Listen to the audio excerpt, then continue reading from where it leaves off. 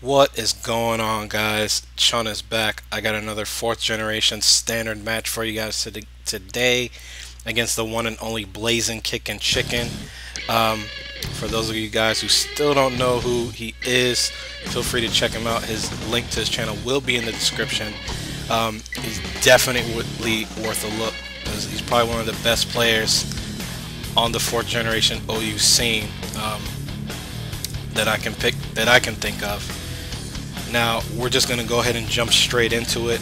I lay a first turn spikes, and he's gonna go straight away for the fire blast. I knew I would outspeed, but since it's BKC, I know that he knows what the lead frost blast does, and that fire blast confirmed it. So on this turn, I am gonna go for the taunt, predicting him to predict the Destiny Bond instead of the Stealth Rock. But he actually shows Will-O-Wisp here, and this should have tipped me off on what his last move was, but you guys will see later on. I decide here to go for the Destiny Bond just to keep him honest, since if he stayed in he would have to attack, but he goes to Flygon, so now at least I get to scout his team if nothing else. So I am going to stick with Destiny Bond, and he's actually going to switch to Rotom, and Rotom is one of the biggest obstacles for this team to face. I basically am just gonna have to get as much damage as I can on it so I can get it in range for something to one-shot it. So I went for taunt again here, and he goes back to Flygon just in case he wanted to get tricky and try to Will-O-Wisp to take me out if it was a defensive set. Now here I decide this has gone on long enough, so I just show that I have the Ice Shard, and he was terrified. He almost had a heart attack when he saw that, but I knew it wasn't going to be a one-hit KO. I just wanted damage on Flygon, so I figured he was trying to stall me out of Destiny Bonds, if anything. So U-turn does take me out, and he goes into Rotom. Now here, on impulse, I go to Infernape since it's scarfed, though I think about this for a little while. Now, going to Infernape was fine, but it was honestly, I got a free switch here, and I really should have gone to Heatran instead, because Heatran is the best thing I have to take Rotom on. This is just a case of me not knowing the matchup too well, because despite Rotom being the best ghost type in 4th generation, I don't see it on Wi-Fi that much. Very surprising, but anywho, I'm going to go for the U-turn here just to get some chip damage on it. And I decided to go to Dragonite, so I could have made up for that mistake by going to Heatran now. Although, ideally I should have gone to Heatran first. But I pay for it big time because he is going to go for the discharge, and I get the first turn Parahacks. So pretty unfortunate. So it is a defensive set, the worst set for me to face, but to be fair, Dragonite is a huge threat to him, and so is Infernape, so the two biggest threats for him to face. So we're going to see how it turns out. So he goes to Fortress, predicting Draco Meteor, and I do go for it, but I get the first turn Parahacks, which is actually a blessing in disguise.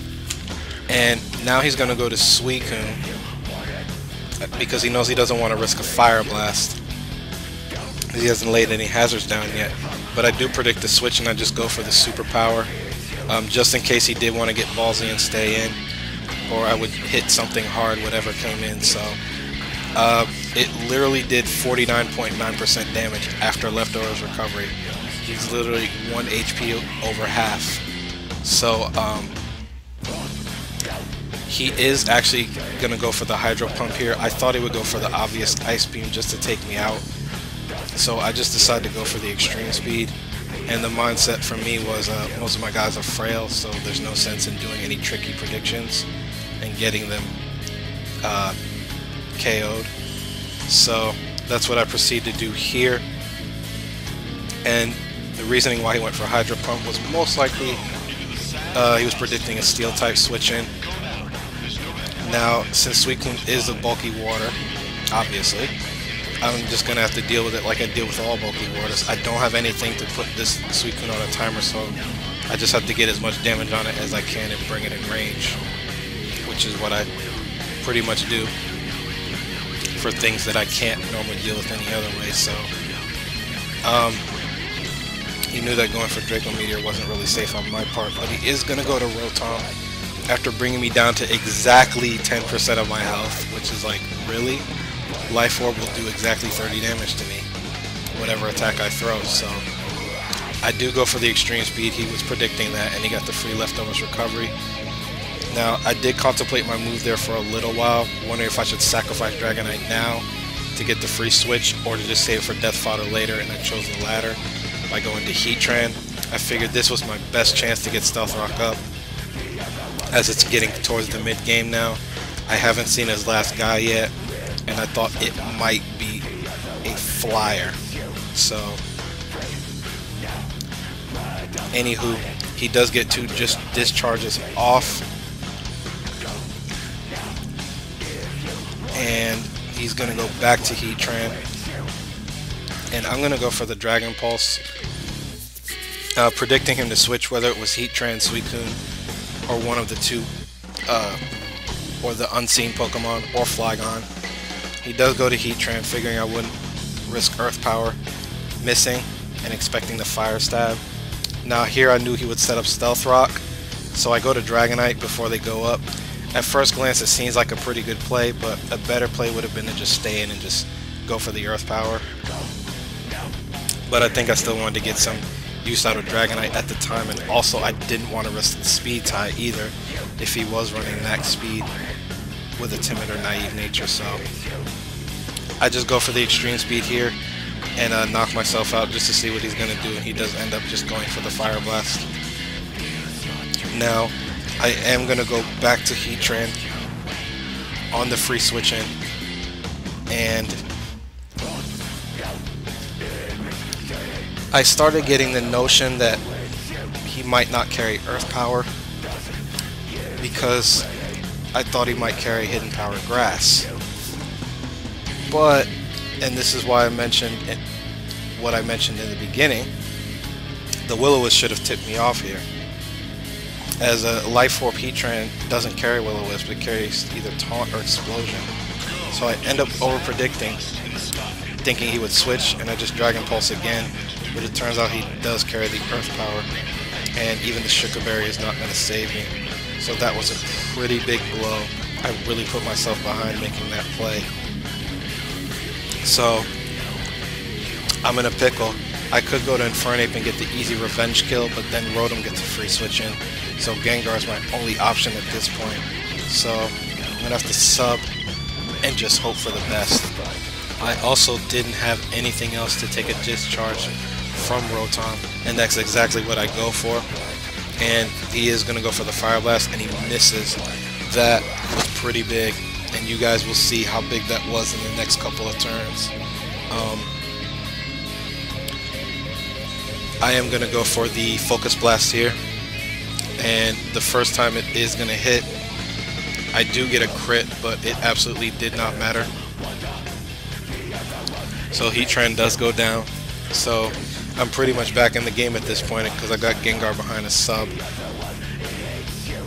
But now he's going to bring in Fortress. When I saw him bring Fortress back in, I knew what his plan was. He was going to take Gengar out and then spin the hazards away. And he was pretty much rolling the dice here, hoping this Fortress could survive enough Focus Blast to where that would happen. Now, I know this is what he's planning to do, so I absolutely cannot let that happen. So now my plan is to just put pressure on Fortress and just hit it as hard as I can. Even if I get one Focus Blast, which I get here, if I get that to hit, I can at least bring something in to finish it off. He does go for the payback to break my sub. Now that first Focus Blast did 130 damage, so it did closer to minimum damage. Not quite minimum damage, but it was fairly close to it, about 30%. So if the second Focus Blast hits and it does the exact same amount of damage, he's gonna live with 5 HP because he got the leftovers recovery. So I pretty much have to go for broke here, and I don't have a choice because I don't want him rapid spinning. So I go for the Focus Blast again, and it hits, and I get a critical hit. And that was actually a really tough call. Initially, we both thought that it mattered, but after doing the calcs after the battle, it was a tough call because he had about a 50% chance to survive it. So he was really rolling the dice there. But anyway, he goes to Flygon and immediately locks into the Outrage, and that takes Gengar out. He did that because Gengar was a huge threat to his last guy as well as Rotom. So it was imperative that he took Gengar out. But now I show Lucario, and I figured this is my chance to set up. So I'm going to go ahead and set up the agility as he goes for the Outrage. Initially I was hoping for the 3-turn Outrage, but in hindsight it really wasn't that big of a factor because if I'd gone for Ice Punch, it still would have hit any switch in for decent damage. But he does get the 3-turn Outrage anyway, and I finish Flygon off with an Ice Punch. So it's getting pretty close. He's going to reveal his last Pokemon, which is Celebi, and I start thinking, okay, if this thing is physically defensive, I might have a problem.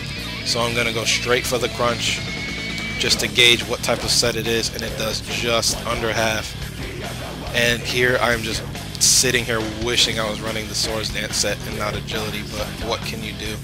And he just recovers off all the damage and then some with the leftovers recovery. So now I know I can't stay in, else he's going to easily Life Orb stall me out. And then I start thinking, okay, if he's got Earth Power, it's definitely game. Because any switch in the only other switch in I have is weak to ground as well. So I decide I take the risk, figuring Infernape is going to be the less useful in this situation, and that Lucario will be the more useful one. So I'm hoping he'll recover here, and he does, as I bring 8 back in freely. Now here he was actually fearing that I was running the Choice Band set, and I was thinking that he already knew that I was Scarfed, but looking back on it, I didn't give him any notion as to whether I was Scarfed or Banded. So I kind of could have played the mind game here, and I should have gone for U-turn, but I locked myself into Overheat instead. And the whole reasoning, the biggest reason why I didn't U-turn was because I knew it wouldn't take Celebi out, and I didn't want to risk it that Celebi carrying Earth Power and taking out Lucario. So I do finish Suicune off, but he just brought it in as death fodder at that point. So Overheat on Scarf and Infernape is pretty bad. The initial mindset of it is you figure that Infernape's just going to be a hit and run Pokemon, but Fire Blast is better just for the consistency, as I've learned this game, and this is the only game where I've ever locked myself into Overheat out of all the games I've played, so that should tell you guys something. So Rotom comes back in.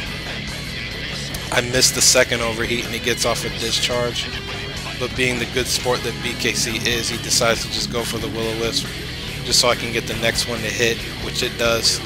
So here at this point I'm hoping 2 Overheats followed by a Crunch from Lucario is going to do it, despite the special attack drops.